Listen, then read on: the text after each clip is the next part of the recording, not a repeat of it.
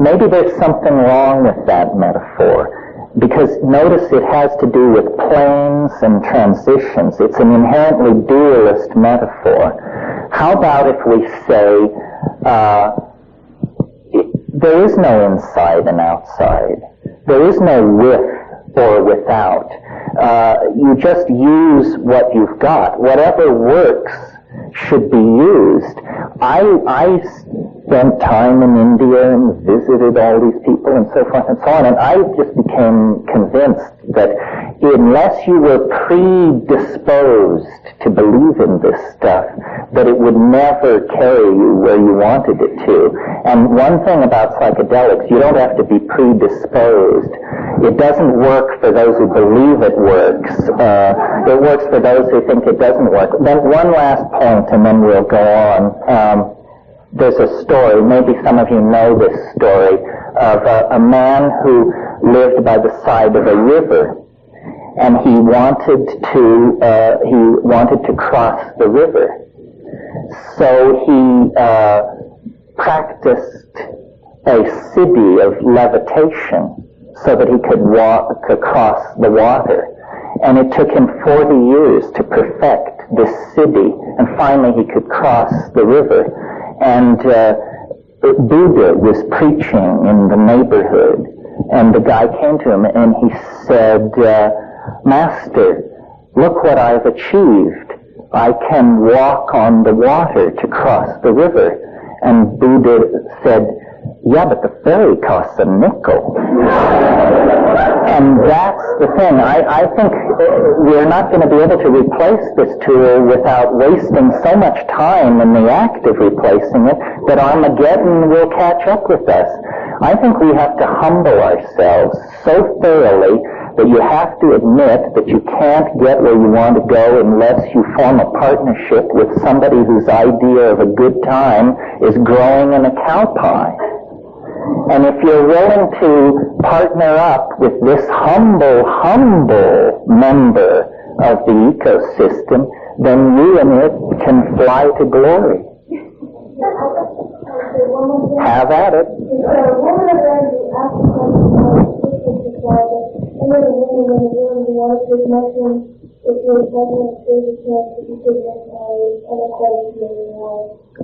Yeah, I wouldn't recommend, especially in the late stages of pregnancy, doing anything that is going to wildly perturb you. And you know, LSD was discovered in the act of trying to produce better drugs to induce labor.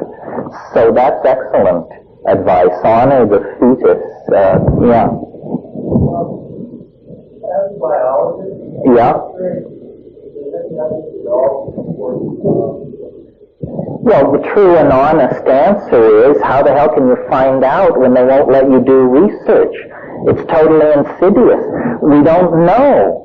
We don't know because they will not allow the research to be done. This is one of the reasons why I say that you should stick with shamanically sanctioned plants, because we know, for instance, that people have been taking psilocybin in the Sierra Mazateca of central Mexico for millennia. They don't show blindness, tumors, miscarriage, madness, cataracts, whatever. That's your human data for that. But you go to, let's talk for a minute about something like ketamine. Nobody knows. Nobody has any data. MDMA seems to be tremendously effective in facilitating interpersonal stuff. That's a psychological issue. Chemically, what kind of data do we have? 6 years worth of data gathered under duress. So, to be safe, stick with the things that are sanctioned by human use. And then, in some more enlightened future, we will explore these synthetics and find out just what the parameters are. Yeah, finish up. No, I'm not saying that. I'm saying take things which have been sanctioned by human usage. I mean, how about a plant like Strychnos nox vomica? I mean, you're dead in a minute and a half. And it's a beautiful, wonderful plant. Why did it kill you? Well, because it's jammed with strychnine. No, it's nothing about its being a plant. It's about having a repeated history of human usage. That's what sanctifies it. Yeah, the lady in magenta.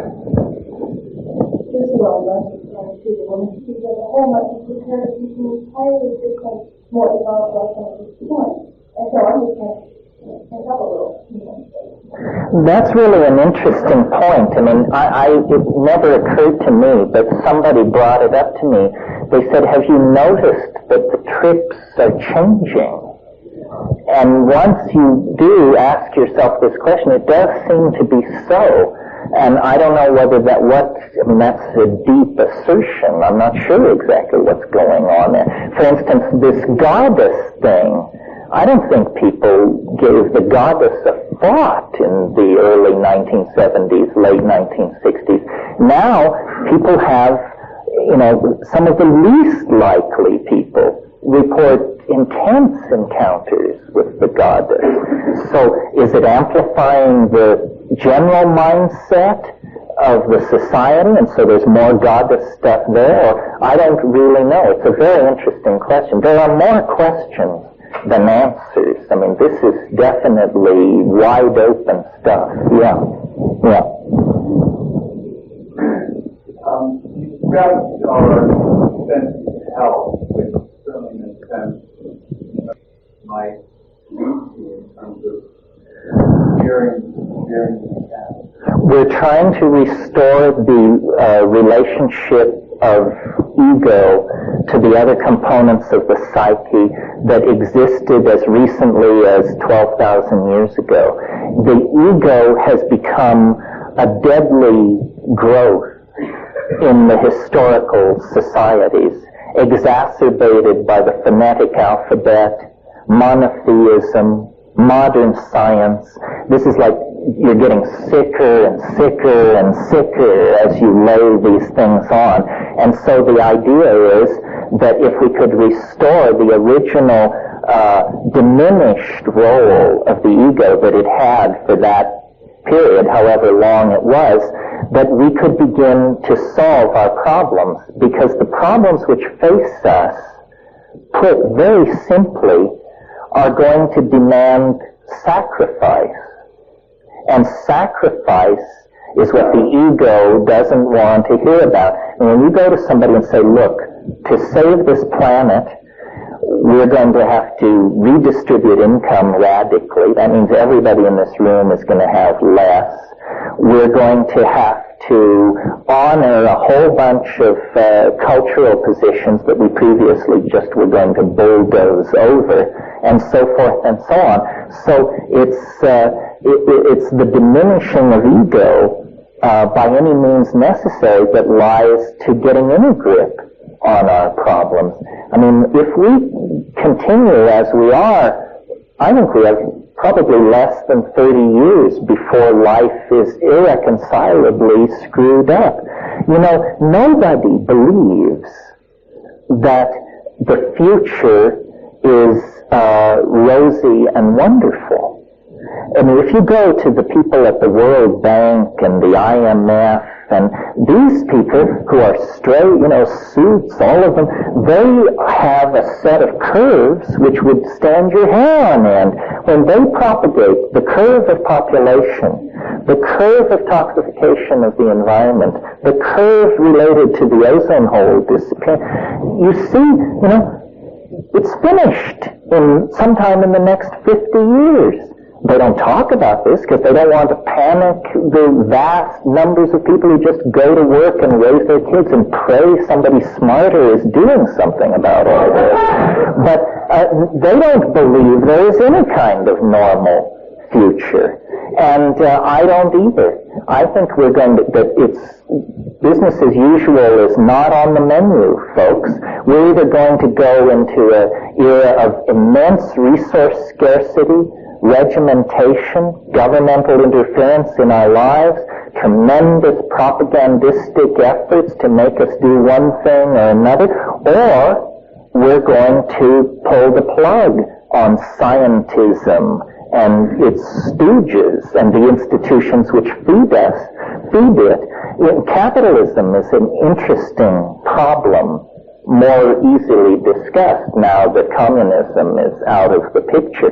Capitalism is as anti-human a philosophy as you can possibly conceive, because at this very moment we should be consuming less, manufacturing less, selling less, transporting less. And what's the battle cry? Free trade everywhere. What does free trade mean? It means my right to come to your country and sell the most outlandish junk you've ever seen, and you will have no right to turn it away, because in the name of free trade, crapola has to go everywhere. It's really, see, they try to tell you that capitalism and democracy are not at variance. Actually, the whole Marxist-Leninist socialist thing was a side dish. The real life and death struggle is between capitalism and democracy. Democracy says everybody has an innate worth that must be honored. Capitalism says those who die with the most toys win. You cannot reconcile these two things. And nobody wants to talk about this. We're still having the party over the fall of communism. But, you go to the Soviet Union or the former areas of the Soviet Union and you see that what it was a deep freeze for traditional culture. In Kyrgyzia and Turkmenistan, people are basically camel husbandry is what's going on. Now, with communism on the rocks, McDonald's will be there in 5 years, and Kmart will be following close behind.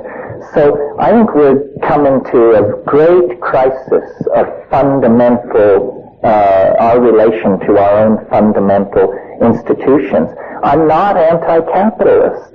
I think capitalism needs to sever its connection to materialism. This is, again, why virtual reality is interesting.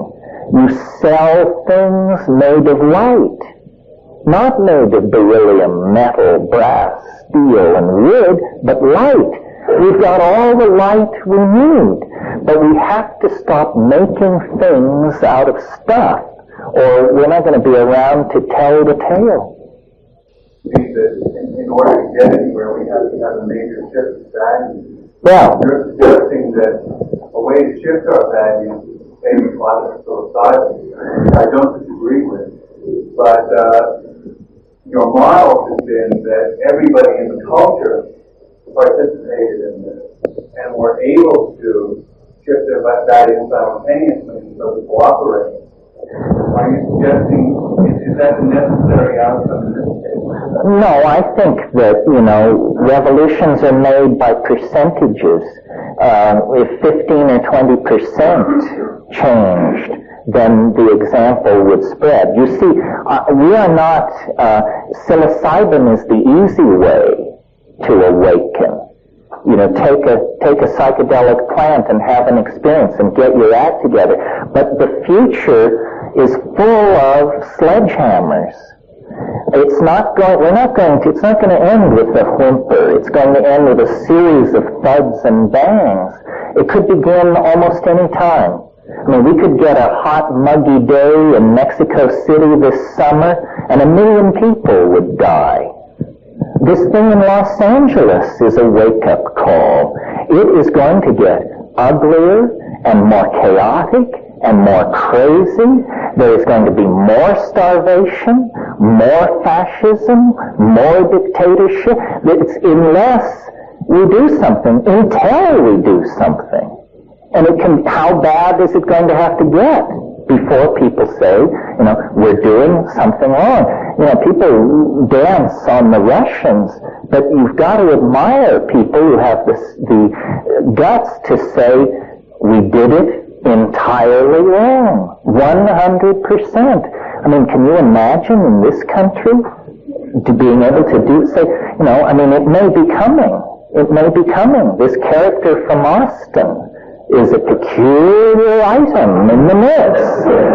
You know, I mean, I for years had a fantasy speech, which I always imagined that I would somehow end up giving, but it's the speech where you say, my fellow Americans, you have been lied to, screwed and abused by these two criminal parties for 100 years.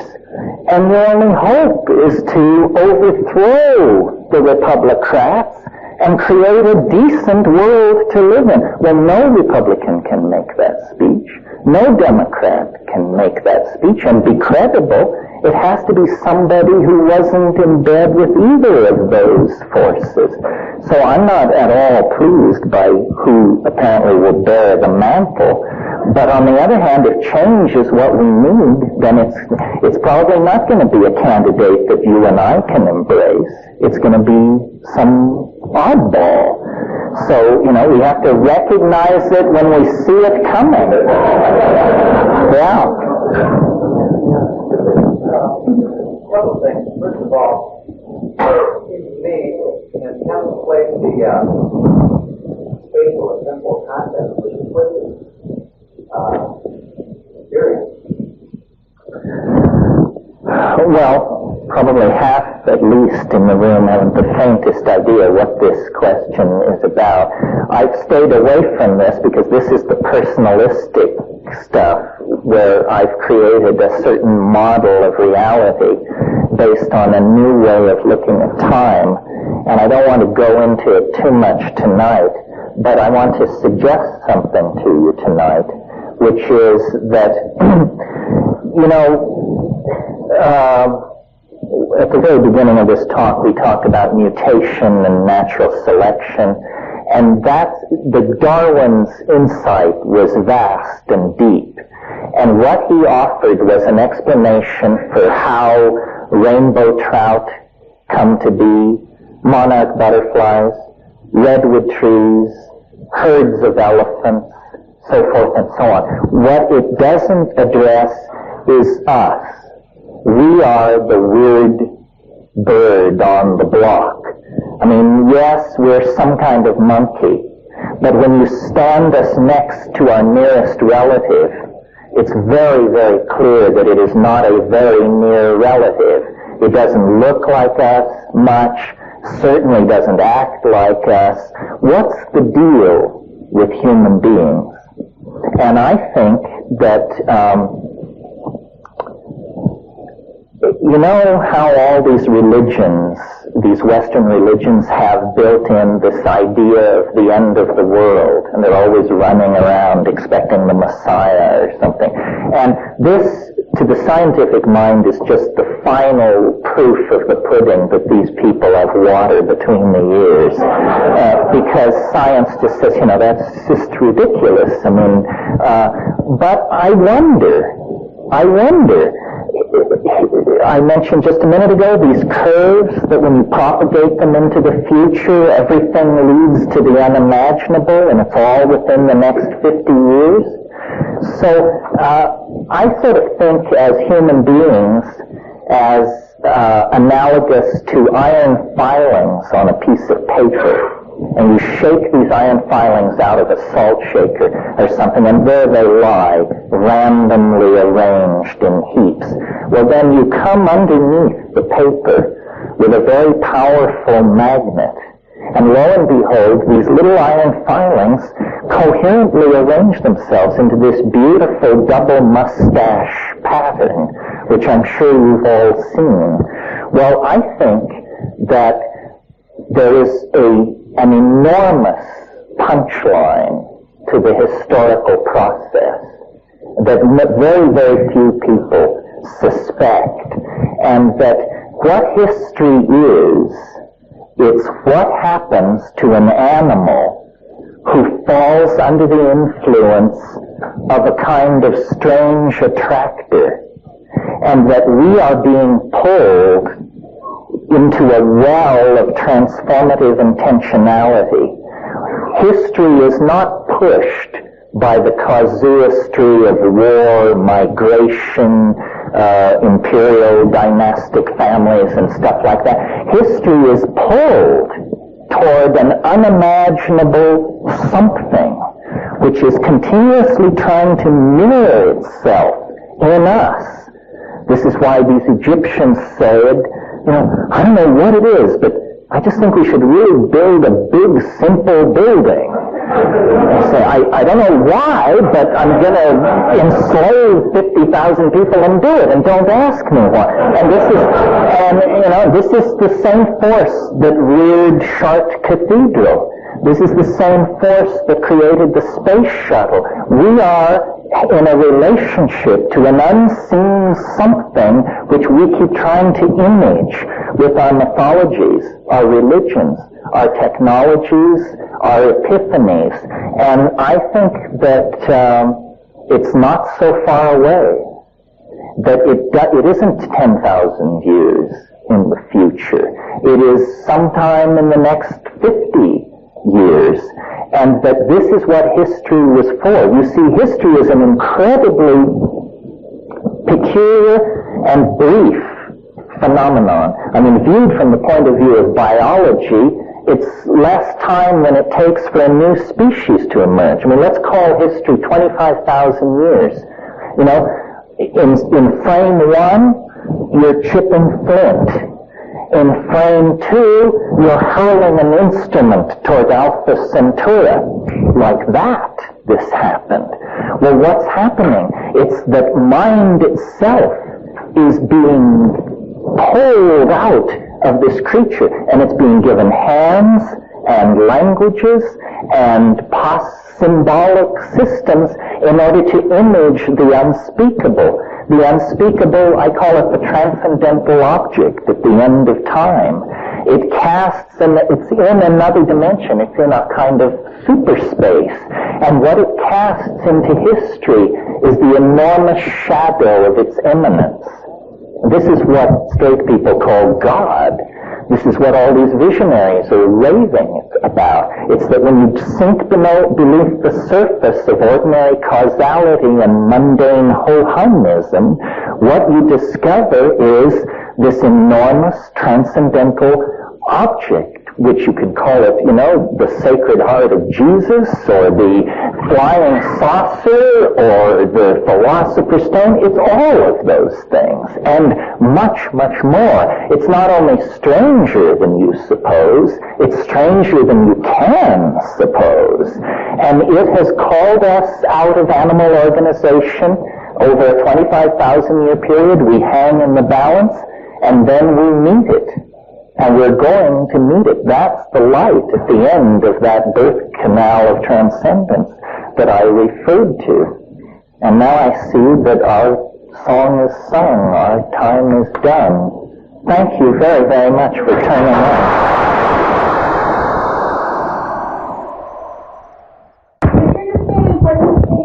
You can just show up at 10 a.m. to place Saturday or Sunday. Yeah, we'll dig into this deep. In the interim, I think that it's worth taking the time for everybody to just make a very brief, very, very brief statement about, you don't have to say who you are if you don't want to, but you can say what you're hoping for, or why you're here, or what your agenda is, just so that if it turns out we're 80% shrinks, or 80% ceramicists or something, then we turn it that way. And those of you who are undercover, please stay undercover so you don't alarm anybody.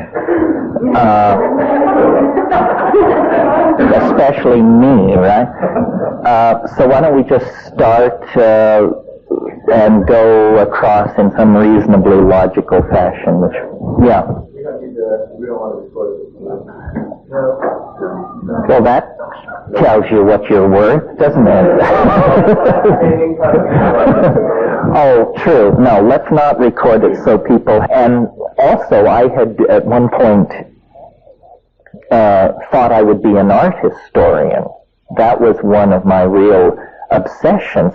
So I had had enough art history to be trained in, recognizing the evolution of motifs, how one artist passes on techniques and conceits to his students or his imitators, and all this art historical stuff. And I also had been very interested in Jung.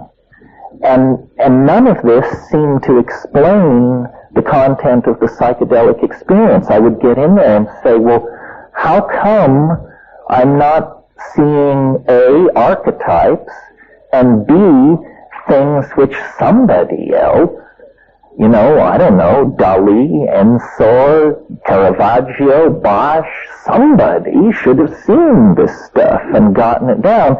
And there didn't seem to be a trail through the history of Western art of the presence of this dimension. So then I thought, wow, is it that nobody knew about all this?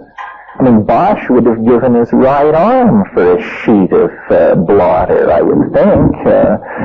So it became for me like a mystery. Where is this stuff coming from, and what does it say about our humanness? Yeah. I've read that Bosch is somewhat imitated by the alchemists at the time. They were experimenting with that. Well, there's a lot of ink been spilled over Bosch because he is such a startlingly radical painter in the context of his time. Many of his conceits were picked up after his life.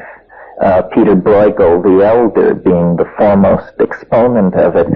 He may have been an alchemical guinea pig.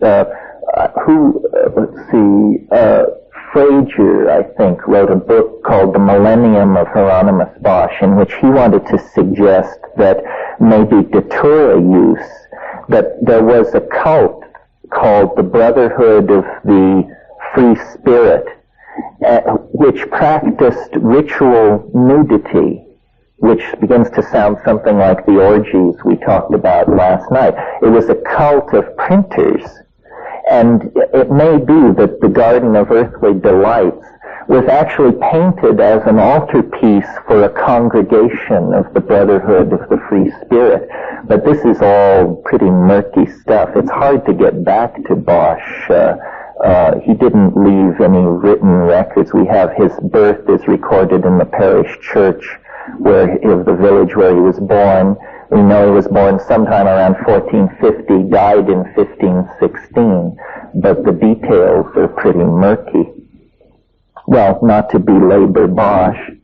So what I thought would be a reasonable way to do this morning is to take the most extreme psychedelic case and experience and describe it and talk about it a little, and then see what issues that raises, because my experience with this stuff has led me to the conclusion that in a way it's to be thought of, this other dimension is to be thought of like a mandala, and different psychedelic compounds and generously different kinds of yoga and different kinds of techniques have also land you in different parts of this mandala, but that what you're always trying to do is get to the center of the mandala.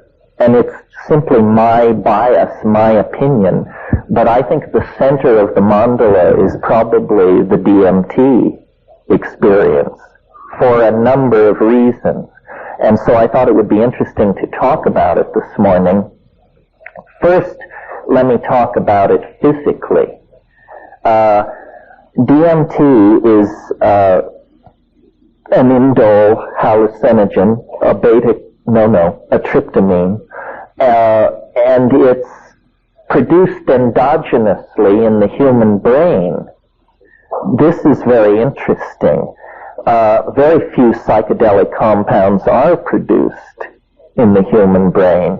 We don't know what DMT is doing there, but it means essentially that we all are subject to arrest on a technicality, because we all are holding a Schedule 1 drug. It's sort of the ultimate catch-22, where if all else fails, they just say, well, you were holding anyway. The interesting thing about another interesting thing about it is that it's incredibly rapid in its onset and in its disappearance. The whole trip lasts about 15 minutes. This makes it a tremendous tool with which to challenge the critics of our position. Because if somebody wants to rise up in righteous wrath and condemn psychedelics, then you say, well, you have tried them, haven't you? And of course they never have. It's like scientific denunciations of astrology. I mean, scientists love to denounce astrology, but find one who can cast a natal horoscope and I'll give you a hen's tooth. You know? So, DMT overcomes this objection. The entire experience lasts 15 minutes. So you say to the critic, you know, you're not going to experience it, and yet you're going to carry on a pogrom against it. You won't invest 15 minutes to checking out what this is about. You know, what kind of scientist are you? So it has that social efficacy. Now, the fact that it is the strongest of all hallucinogens, at least if there are ones stronger, please keep them away from me.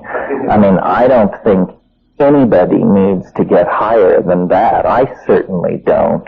I mean, I've at times come out of those places and said, this stuff is illegal. You know, it breaks cosmic law. Of course, then Tim Leary told me that cosmic laws are only local ordinances anyway, so it didn't really matter. Okay. Well, good question. Yes, it's the commonest of all hallucinogens in nature. It occurs in many grasses, Phalaris tuberosa, Phalaris arundinacea. It occurs in a number of leguminous plants, probably the most spectacular being Anodonanthera peregrina, this huge tropical locust-like tree from which the snuff called Niopa or Ipina is made.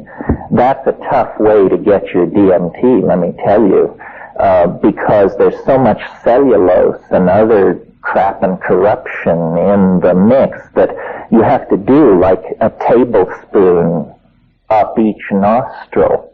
And the technique is you get a bamboo tube or a hollow tube about this long, and you pour in this tablespoon of this stuff, and then you squat down on your haunches, and you get a friend, and you put the tube up your nostril, and then the friend blows with the full force of his breath, blows the stuff into your head. Well, you fall, it's like being hit in the face with a 2x4. I mean, it's like you think he kicked you, and you fall over backwards, you scream, you salivate, you get back up on your haunches, and by this time he has refilled the tube for the other nostril. So, and then, after,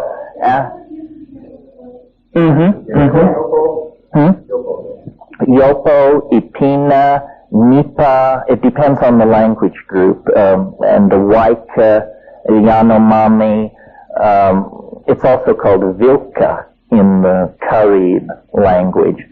And then after 10 minutes or so, it slowly begins to form up in your head.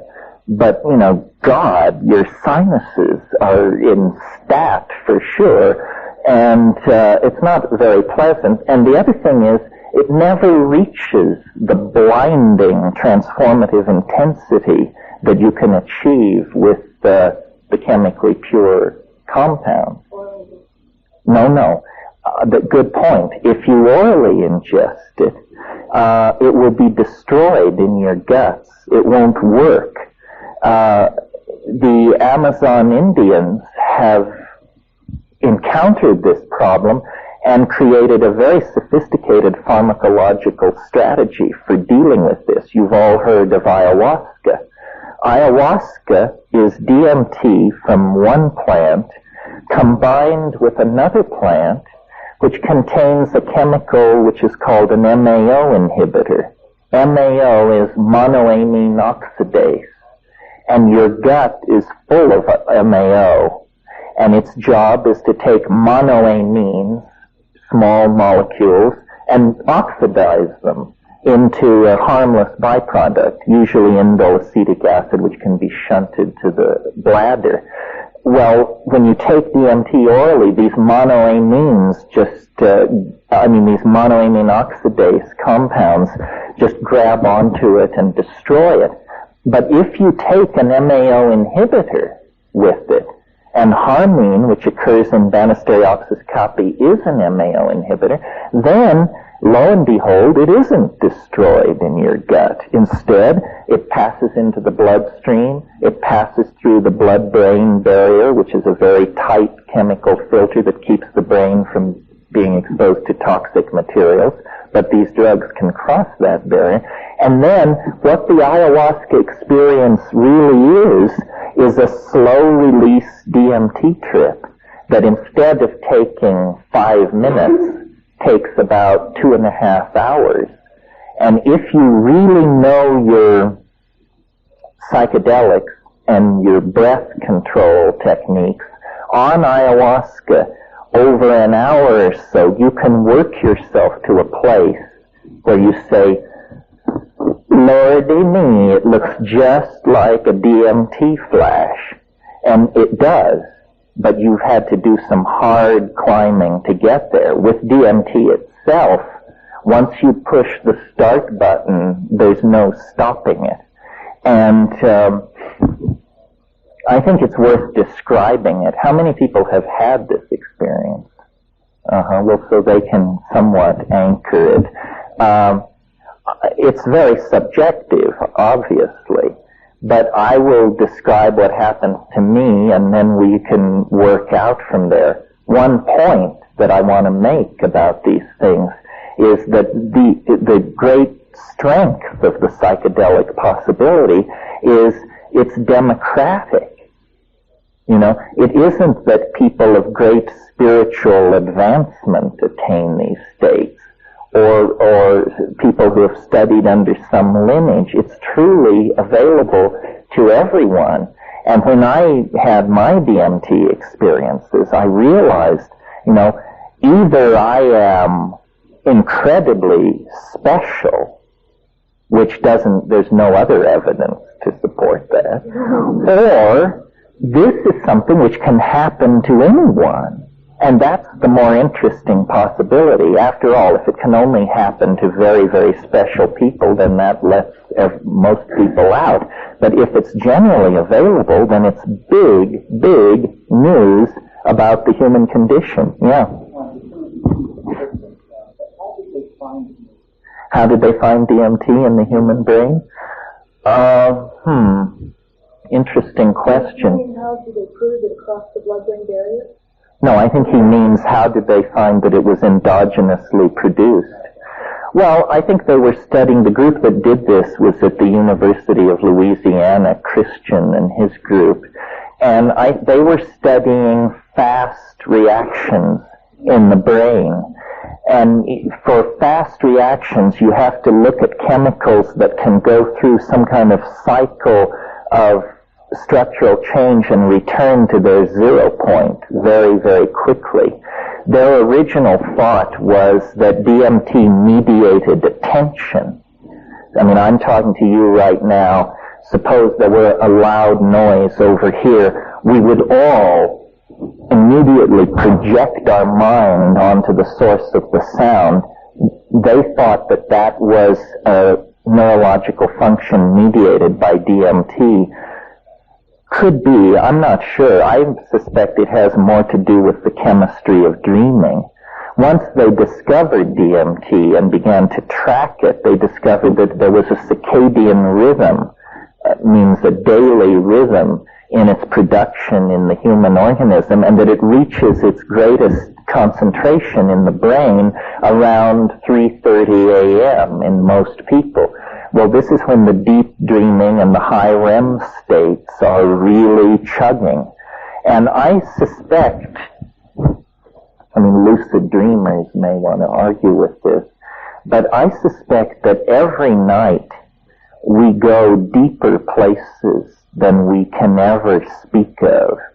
That ordinary dreams are right on the surface of consciousness. Big lucid dreams are an inch deeper, but I think we go 100 feet down every night into places where you cannot say anything about it. Yeah. I wanted to ask you about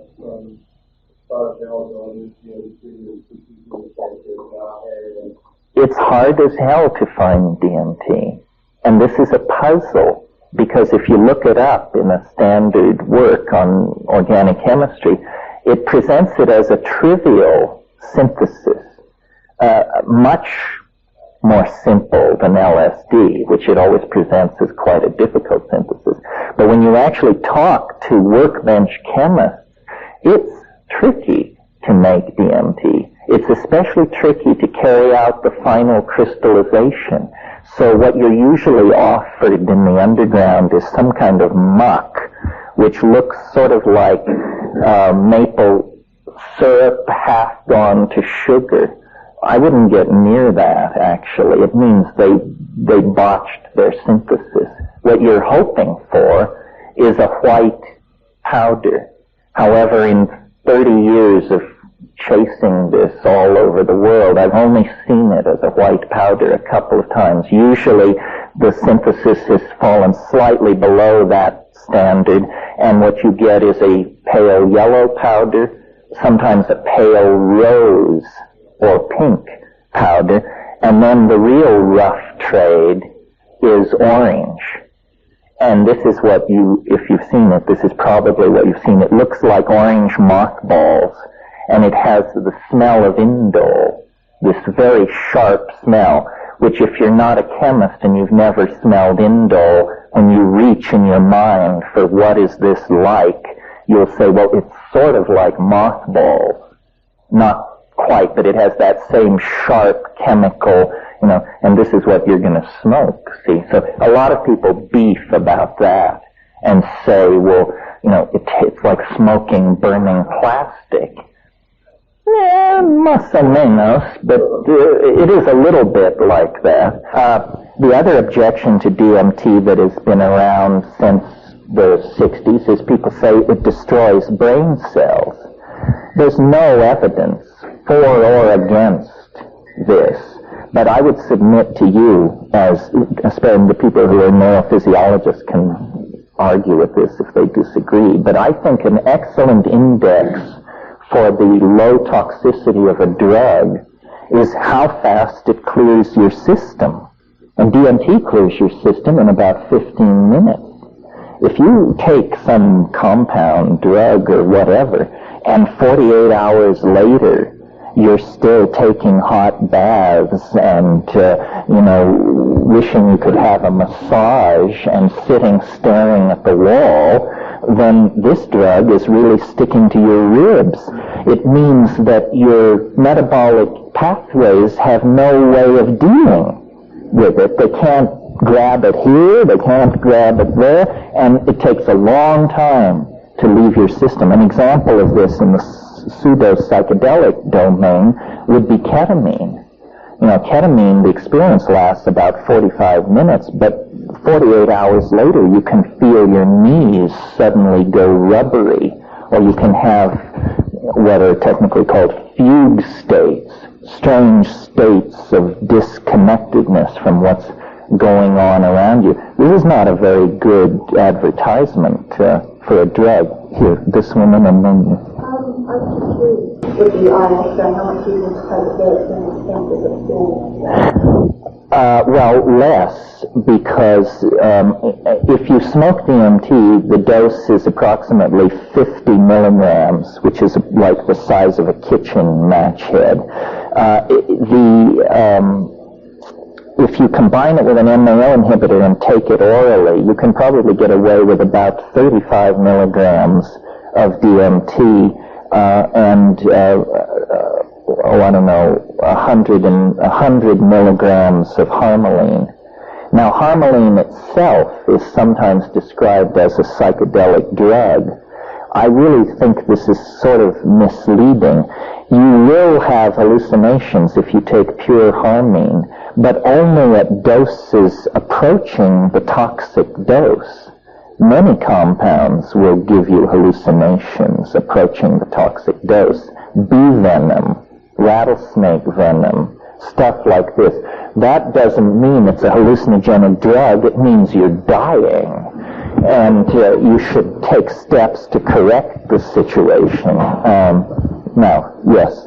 You said that there was a short transit time, but how long did the memory of that experience last? Because that would indicate to me that there is still a presence, and perhaps a homeopathic dose at that point, in the mind, in the brain. Well, DMT, one of the things that has caused me to think that it might have a role in the chemistry of dreaming is that one of the frustrating things about it is you have this experience, without doubt, the most bizarre, appalling, peculiar experience you could possibly have. That's at minute 2. At minute 5, you're raving about it. At minute 7, you can't remember it. And so it's literally like gold running through your fingers. You say, this is the most amazing thing. This is the most amazing thing. What am I talking about? And you know how you can have a very engaging, complex dream, and the alarm goes off, and by the time your feet hit the floor, you're grasping for it. And it's literally melting before your eyes. That's a very DMT-like presentation. The way a dream melts away is the way a DMT trip melts away, at the same speed. Well, over time and using tricks, you can drag a certain amount of data out of it.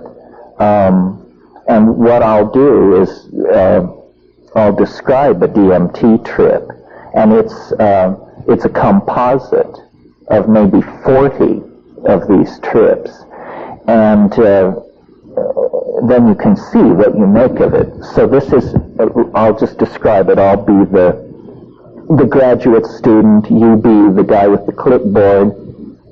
You're saying to me, so what happened? Okay, here's what happened. I took one takes.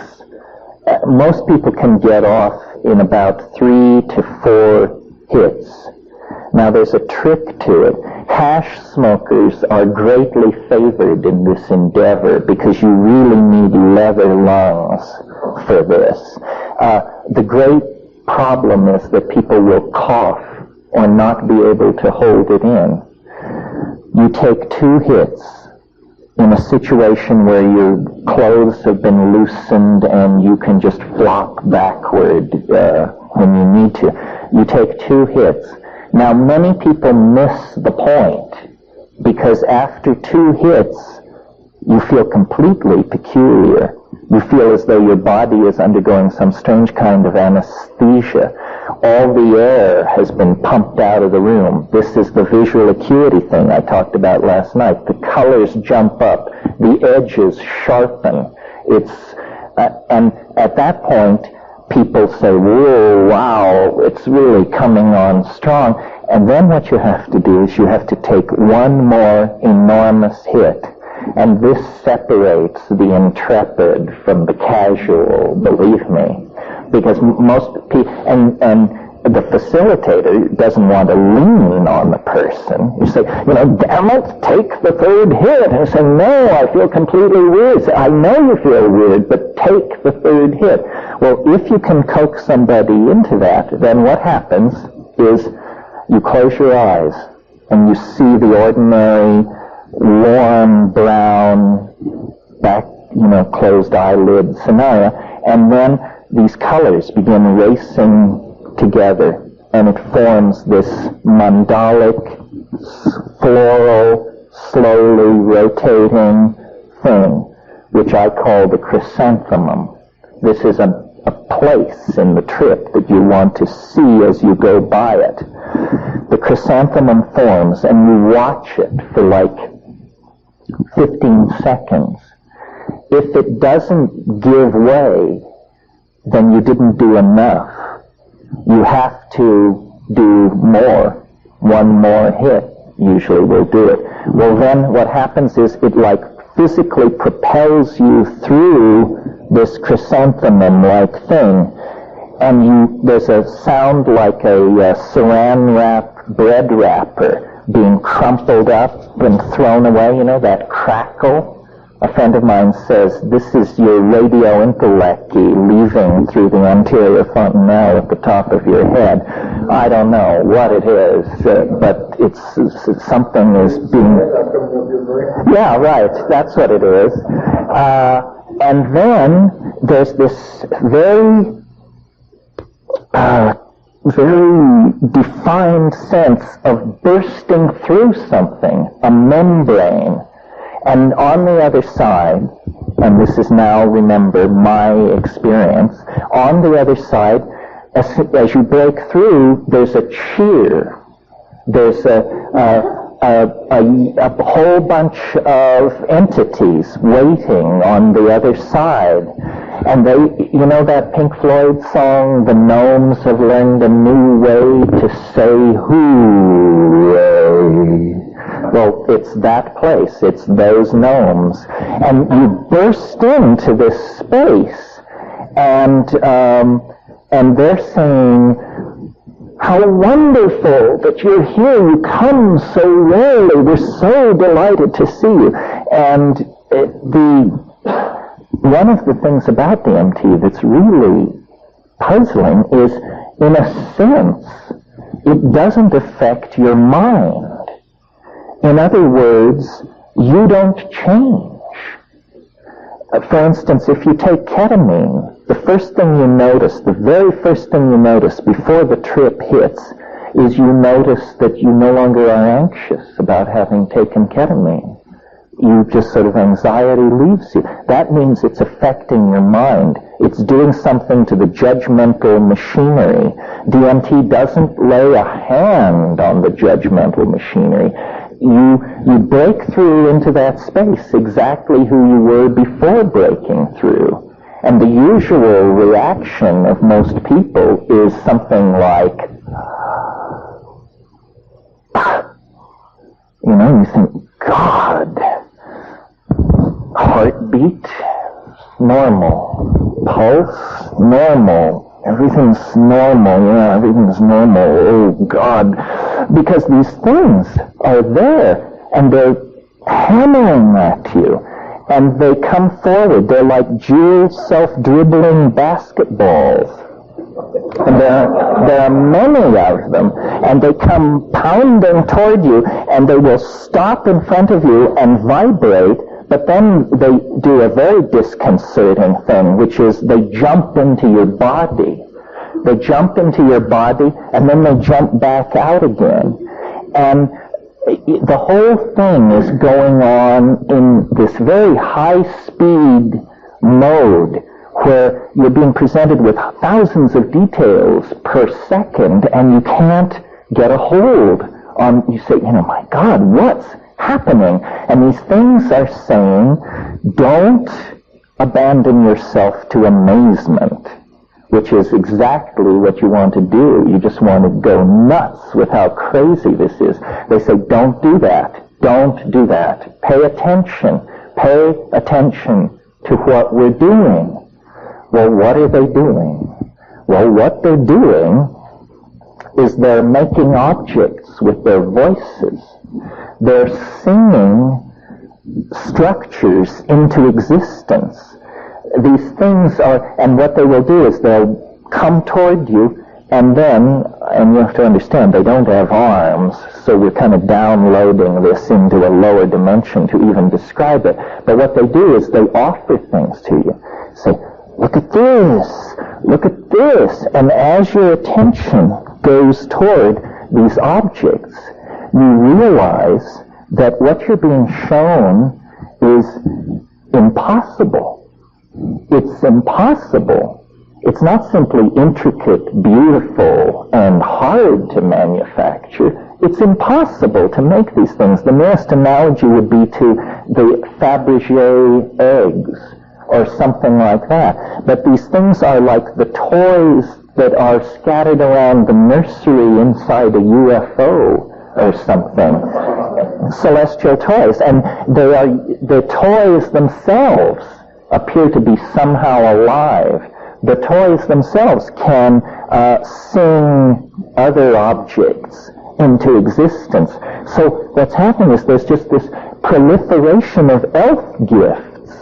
And the elf gifts are moving around singing, and the whole thing is directed toward, they're saying, do what we are doing.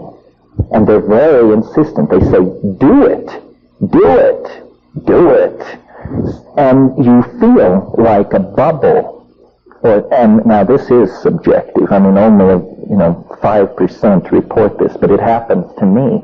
You feel like some kind of bubble inside your body that's beginning to move up toward your mouth. And when it comes out, it isn't sound, it's vision. You discover that you can pump stuff out of your mouth by singing, and they're urging you to do this. They say, that's it, keep doing it. And the whole thing is like, we're now at minute 4.5 with this stuff. And you speak in a kind of glossolalia.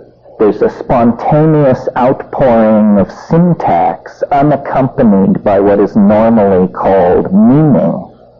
It's sort of, he ding wow wak sapti mu detti get wahaksiki pitin and and this is accompanied by a modality, something seen. And they say, yes, do it, do it, do it. And then after a minute or so of this, the whole thing begins to collapse in on itself. And they literally begin to physically move away from you. And usually their final shot is they actually wave goodbye and they say, deja vu, deja vu, which makes no sense at all if you analyze it. So then you come down, and you're now at minute 6 to 7, and you come down, and it's like being more loaded than you've ever been. It's like about a 700 mic acid trip, but you embrace it as totally down. You say, I'm totally down. I mean, you look like a termite from Arcturus, and the room is decorated in Amish quilts, but I'm completely back.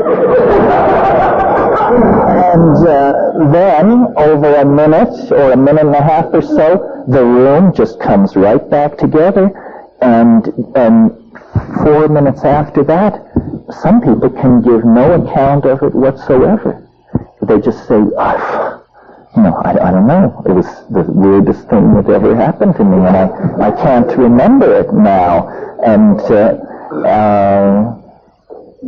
so that's the basic run-through. Now, a lot of stuff is going on in there. First of all, what are these things?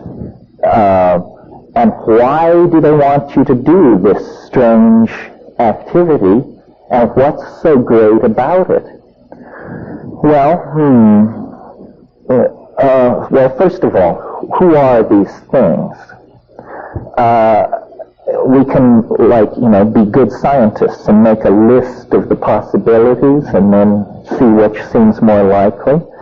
They could be a disincarnate race of hyperdimensional dwellers who live in some kind of parallel continuum just over some kind of energy barrier, and they're there all the time.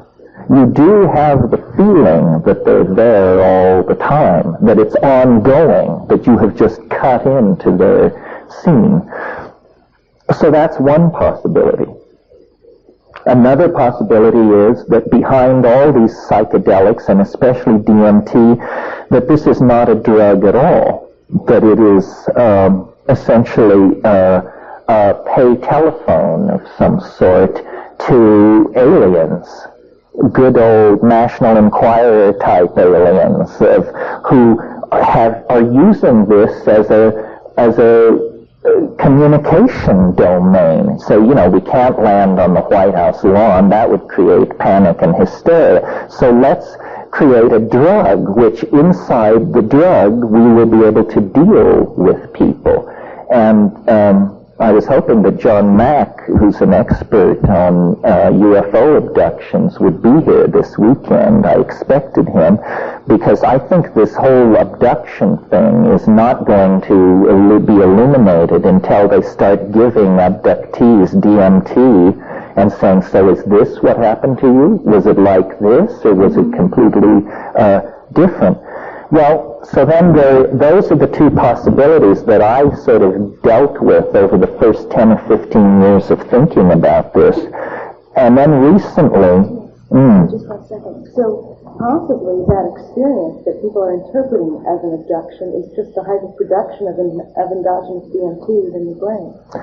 It could be. What puzzles me is that the abduction thing is so non-psychedelic. It's so cut and dried, and all this anal examination stuff with strange machinery, there's nothing comparable to that, I'm happy to report to, going on in the DMT thing. But it may be, you see... The way the filter explains what they've done. Well, I'd be interested in looking at the possibility that DMT under normal or abnormal conditions could be sequestered in the human brain, and then some unusual stimulus or stress could cause it to suddenly be dumped. And I want to share that there's been some migraines that I've had where what you just described about the colors coming in, the chanting has happened, and it's been so fascinating that I've completely forgotten about the pain. Yeah, that's an interesting possibility. I also have migraines, or the kind called cluster headaches. And yes, a lot of the nice thing about DMT is that it's painless, but the sense of being split open and of the traveling scotomata, as they call these hallucinations that migraine people see, it's related in some way, yeah. A larger spectrum. Yeah, I think that that's a very interesting avenue to pursue, this thing about frequency. Somebody told me one of the great things about this job is you hear a lot of weird stories, and somebody told me a story recently about, it didn't involve DMT, it involved LSD, but this guy and a friend of his took a quite large dose of LSD, larger than they intended, and they went to a party. And they were so loaded by the time they got to the party that they realized they could not function as partygoers. So they just moved into a corner and sat with their backs to the wall and watched this party rage in front of them. And after about 20 minutes of sitting there, they both simultaneously noticed, it was a dance party, noticed that the music was sounding really strange, and everybody was moving very slowly. And as they watched, the thing came to an absolute halt, and people were just frozen, and there was absolute silence. And at that point, the door at the other end of the room swung open, and an elf entered the room and moved among all these frozen people, and then left by the door he came in. And they both saw this, and they said that they could tell that it was, the people in the room didn't know it happened, because for them it occupied a microsecond. But this thing that was, in Carlos Castaneda, who God knows is not the world's most reliable reporter on these things, nevertheless, there is this thing about stopping the world. So maybe it's something like that there is, as you suggest, a frequency phase. Yeah. This sort of leads into the third possibility having to do with the origin of these things. And in a sense, this is the hardest one to swallow, but in another sense, this is the most conservative, in some crazy notion of conservative, the most conservative explanation, because we have no evidence other than the tabloids that this world is being visited by friendly visitors from Zenebelganubi or Zeta Reticuli or the Pleiades or anywhere else. I mean, to my mind, the evidence that this is happening is vanishingly small and totally underwhelming. The other possibility that there's some kind of parallel dimension in which these things exist is also somewhat poorly supported. If we're talking about something which thinks, something which can communicate, something which is intelligent, then we should look to ourselves as the source of it, because we are the only intelligent communicating things we know within a certain narrow definition of these things. So that it's occurred to me with greater and greater force, and largely prompted by giving DMT occasionally to Tibetans and Amazonian shamans. And when you say to them, to the shamans in the Amazon, when you say to them, what is happening with this stuff, and what are those little things in there? They say, oh, well, those are ancestor spirits. Didn't you know? Haven't you heard? Shamanism is about doing healing through the intercession of ancestor spirits. Say, ancestor spirits. Let's get this straight. Dead people is what you're talking about, right? These are dead people. And, maybe because I was raised Catholic, I resisted this like grim death. But I'm beginning to think that what you actually break into in that place is something that we might call an ecology of souls. That is it possible to entertain the notion that at death you actually don't just become worm food, but that something survives in some other dimension, and that it has this bizarre character to it, and that this explains their peculiar affection for humanity and their involvement somehow in our fate. Well, this is, to me, fairly mind-bending as a possibility. If what is awaiting us at the end of the 20th century is the erasure of the boundary between the living and the dead, then we've all been too conservative in our projections of what is going on. Yeah. Isn't that one of the aspects of the returning of the Messiah, the digital loss? Yes, that there will be some kind of erasure of the boundary between the two. Well, once I had this idea, I mentioned my Jungian and art historical proclivities, and so that means you always look back through tradition and folklore to try and find something analogous to this. Well, there ain't much, but there is one area that seems suggestive to me, and that is, as you all know, the Irish are a fairy-haunted race. They're also an intoxication-obsessed race, at least in stereotype. Well, it turns out that you probably all are familiar with the notion of purgatory. Purgatory is the place where you have to spend a lot of time before you get to heaven if you're not bad enough to go to hell. So you put in a few kiliochasms of eternity in purgatory, and then you get let into heaven. Well, I had always assumed that this dogma, I don't know, I hadn't really thought about it, I just sort of assumed it arose with early Christianity.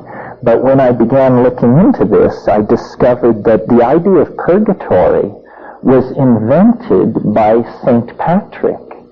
And it was invented specifically to convert the pagan Irish, because the pagan Irish believed in the land of Fae.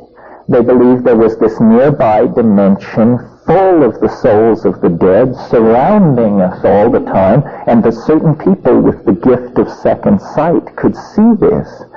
So Patrick just said to them, "Oh no, that isn't it. It's purgatory," and was able to push that on them so successfully that a later church council adopted it as general dogma for the church to use in converting the pagan Slavs as well. So it's an idea of a nearby dimension inhabited by disincarnate souls that is apparently very old, but very alien to our tradition. Yeah. There is another notion that comes from quantum physics and it's going to be a growth of oversimplification, but it's kind of related, and it has to do with the quantum wave function, which is really kind of a dual wave. Has two parts to it. Well, yeah, this could be. I mean, I've always felt that what biology is some rude kind of chemical strategy for amplifying quantum mechanical indeterminacy. That, macrophysical objects are not subject to quantum mechanical indeterminacy, but organisms apparently are, especially thinking organisms. We don't know. That's our perception. Our perception is that objects on a macro scale, large scale, are not subject to quantum fluctuations. But we really don't know. What you're sort of saying is that natural laws only apply some of the time, which gives them a curious status as laws in that case. Well, that's sort of broadening the notion of relativity.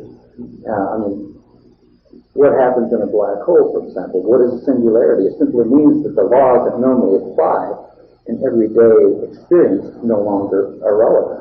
Well, one of the problems cosmology is meeting is that there are so many large black holes in the universe that you come up with, 10 high 6 singularities. That's a few more singularities than a good theory would tolerate, I would think. I mean, what kind of theory is it that hands you back 10 to the 9th singularities, which are exceptions to the theory? That's true, but a lot of that's based on assumptions that are stretches. Isn't that the truth? Again, it gets back to a psychedelic experience.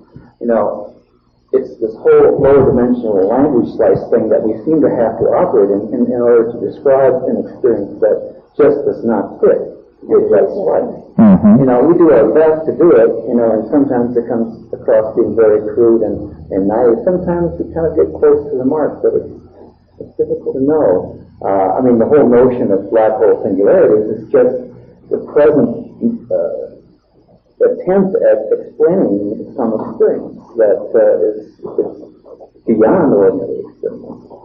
None of us have encountered a black hole directly that we know of. That's true.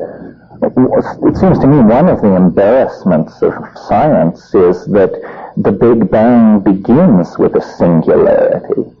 And so then you have this whole vast interlocking schema of rational explanation, except that it begins with a hard swallow. You're asked to believe that the entire cosmos of space and time sprang from a point no larger than a cross-section of a gnat's eyelash. Whatever else one could say about that theory, I think you'd agree it's the limit case for credulity. Absolutely. If you believe that, try to think of something that you would throw up your hands and say, well, I'm not buying that. It absolutely, it's sort of like when you join the Catholic Church, you make a declaration of faith.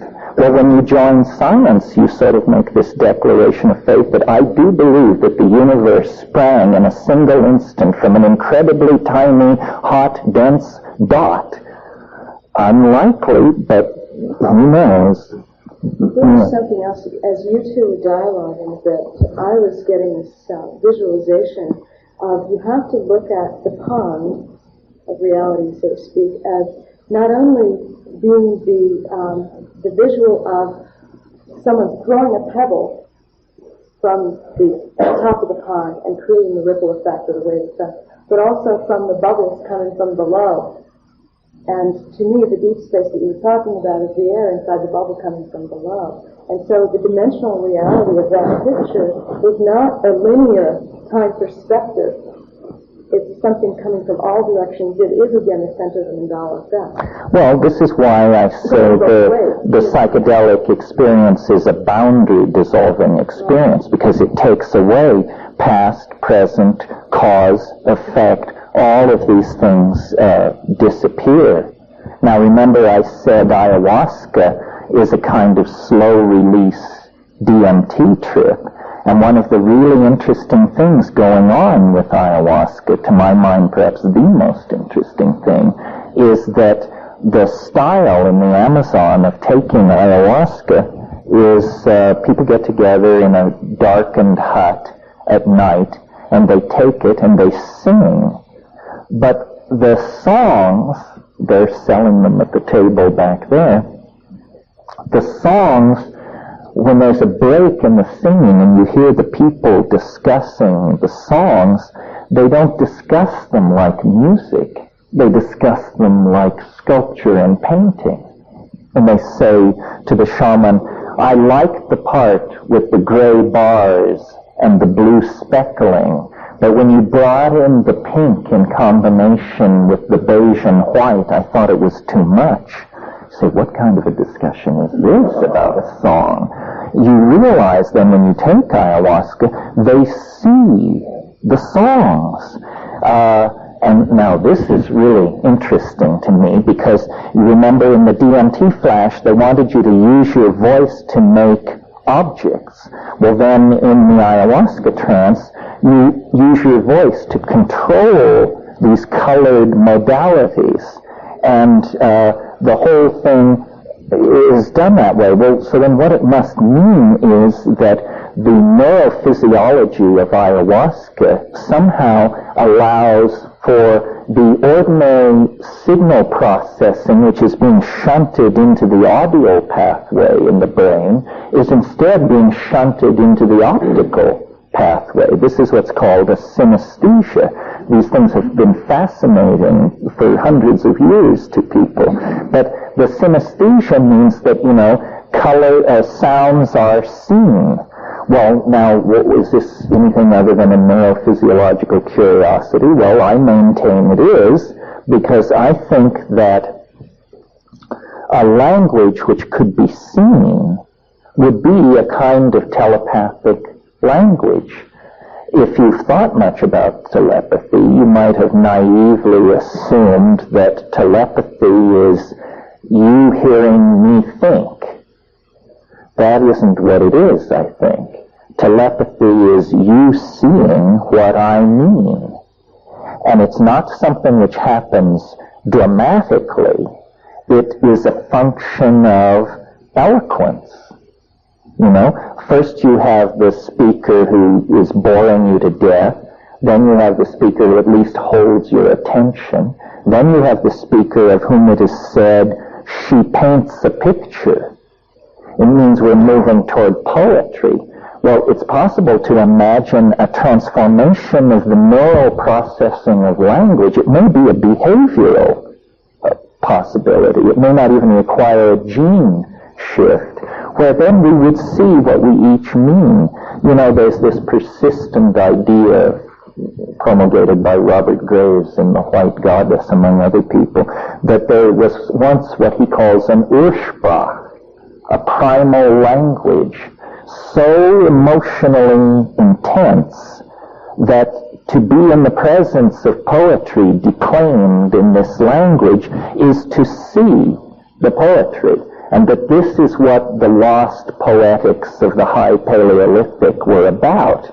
And probably it was pharmacologically assisted, that you could gather people in the presence of a great bard or singer, and that person could then create telepathic modalities.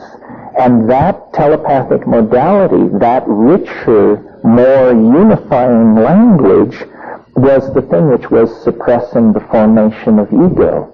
The ego speaks and hears through sound. The superego projects images and is perceived as images. Now, it's very interesting, at least to me, that in the pineal gland of ordinary human beings, there is a compound called adenosine, which, when analyzed in inorganic, or just in the normal nomenclature of organic chemistry, turns out to be a beta-carboline closely related to harmaline.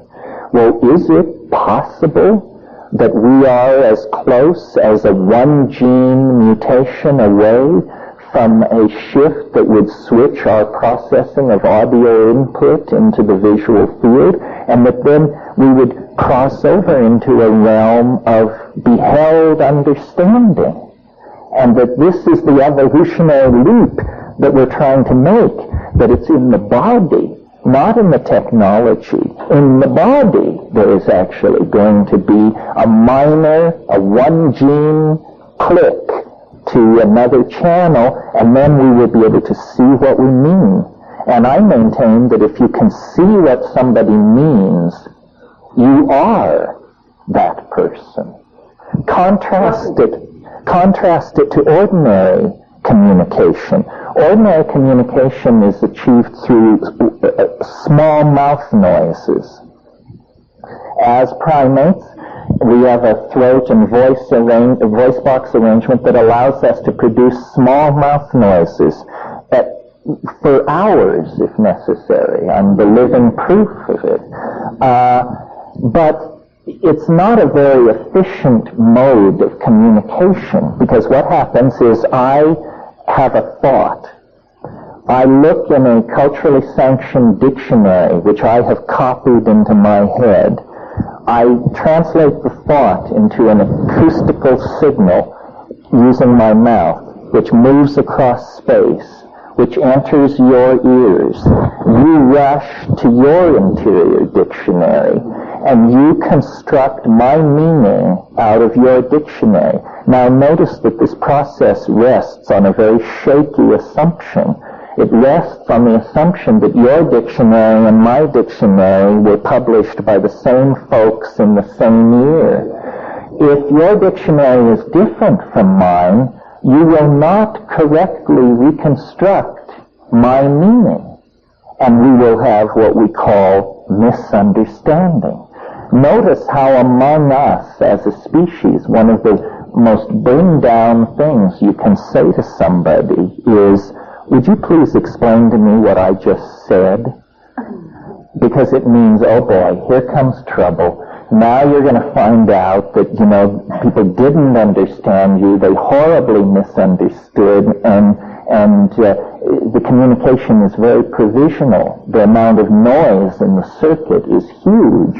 Well, then contrast this to I utter something, and it condenses as a sculpture in the air, and you and I then become its observers, and we rotate this syntactical object, and we look at it, we regard it from many points of view.